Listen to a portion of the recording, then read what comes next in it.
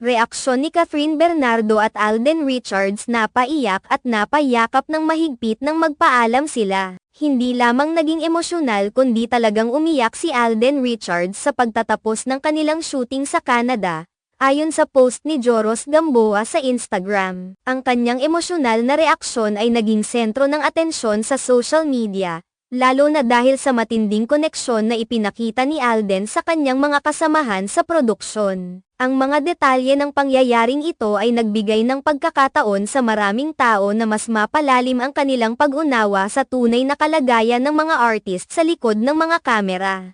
Sa kanyang Instagram post, ibinahagi ni Joros ang isang selfie na kuha nila kasama ang buong team ng produksyon. Ang larawan ay nagpakita ng ligaya at kasiyahan ng buong grupo matapos ang matagumpay na pagtatapos ng kanilang proyekto. Sa kabila ng kasiyahan, makikita rin sa larawan ang mga pahiwatig ng pangungulila sa isa't isa, na lalo pang pinatindi ng emosyonal na reaksyon ni Alden. Ang selfie ay kasama ang Kathden, ang sikat na tambalan na kinabibilangan ni Alden at Catherine Bernardo, pati na rin ang kanilang direktor na si Cathy Garcia Molina. Ayon kay Joros, na nagbigay ng masiglang tono sa kanyang post, "EYYY. Tapos na ang shooting sa Canada. Bakit umiiyak ka, Ethan?"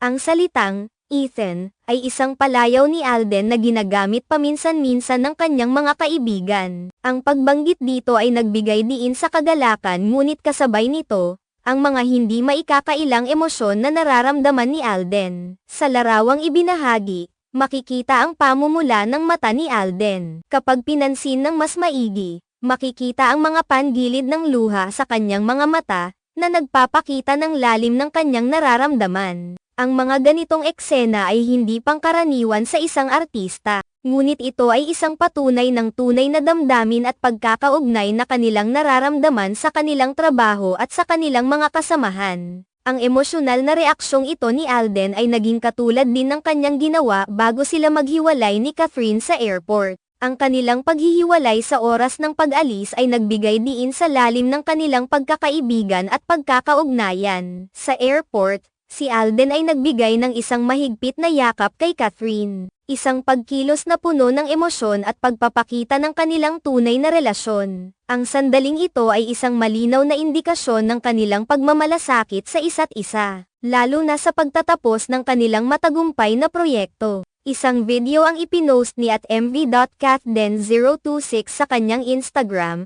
na nagpapakita sa kanila na magkasabay na lumabas ng airport. Sa video, makikita ang magkasamang paglabas ni Alden at Catherine, habang ang van na naghihintay sa labas ay nakaabang para kay Catherine. Ang simpleng tanawin ito ay nagbigay ng bintana sa likod ng kanilang mga ngiti at kasiyahan. Ang pagkakaugnay ng kanilang mga galaw ay nagpakita ng kung paano nila pinahahalagahan ang bawat sandali kasama ang isa't isa, kahit na sa oras ng kanilang pamamaalam. Bago umalis si Catherine, nagkaroon sila ng isang maikli ngunit makabuluhang pag-uusap ni Alden. Ang kanilang pag-uusap ay nagpakita ng kanilang sinseridad at ang lalim ng kanilang pag-uusap. Matapos nito, nagyakapan sila ng mahigpit, isang pagkilos na puno ng damdamin at paggalang. Ang yakap na ito ay nagbigay ng pangwakas na piraso sa kanilang emosyonal na paglalakbay sa Canada, at nagpatunay na ang kanilang relasyon ay higit pa sa isang propesyonal na koneksyon,